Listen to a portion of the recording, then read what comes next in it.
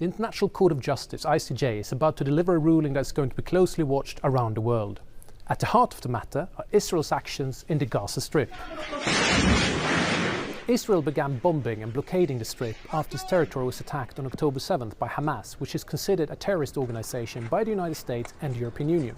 It stormed Israeli towns, killing more than 1,000 soldiers and civilians and seizing around 250 hostages. Israel says its response is aimed at freeing the hostages and destroying Hamas. But according to the Hamas-run health ministry, some 25,000 people have been killed, mostly women and children. In response to this, South Africa has accused Israel of genocide at the ICJ. The ICJ was set up after World War II to settle disputes between states and is the top court of the United Nations. But it's not a criminal court. Its function is to give opinions on matters of international law. In this case, South Africa is asking the ICJ to consider whether Israel is committing genocide in the Gaza Strip. Broadly speaking, genocide means attempts to destroy, in part or in whole, a national or ethnic group. Israel says it's not committing genocide in Gaza.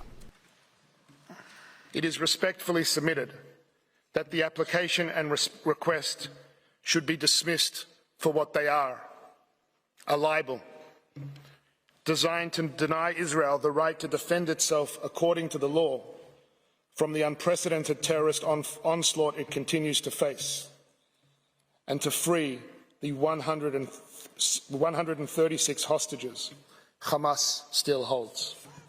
But South Africa argues that Israel's invocation of self-defense does not excuse it. Under the Genocide Convention, nothing justifies genocidal acts currently being committed by Israel. Self-defense is no answer to genocide. Nothing can ever justify genocide. There is no balancing exercise as Israel has sought to suggest. The prohibition is absolute. It is preliminary rule of law. No matter what some individual within the group of Palestine in Gaza may have done. A final verdict on whether or not Israel has committed acts of genocide in Gaza will take years.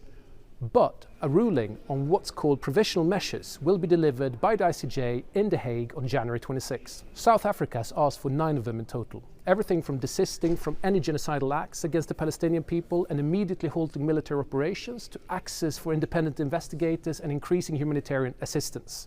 This decision will be immediately transmitted. Francis Boyle won the first request for provisional protection on behalf of Bosnia-Herzegovina at the ICJ against Yugoslavia in 1993.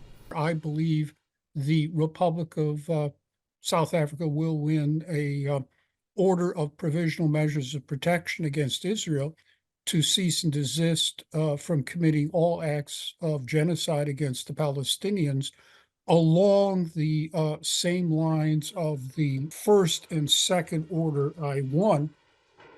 The provisional measures are legally binding, but are they enforceable? In 2022, for example, the ICJ ordered Russia to immediately suspend military operations in Ukraine, but Russia ignored this, and Israel has already said it will do the same. The matter can also be brought to the UN Security Council for enforcement, but it's likely to be struck down there as well. But don't rule out the political consequences. It could trigger countries around the world to impose sanctions on Israel or make them less willing to sell weapons. It could influence proceedings on other courts, notably the International Criminal Court, ICC, which deal with potential war crimes committed by individuals and not states like the ICJ. But most of all, it could pose a dilemma for countries such as Ukraine, which so far have backed Israel, but also support principles of a rules-based international order.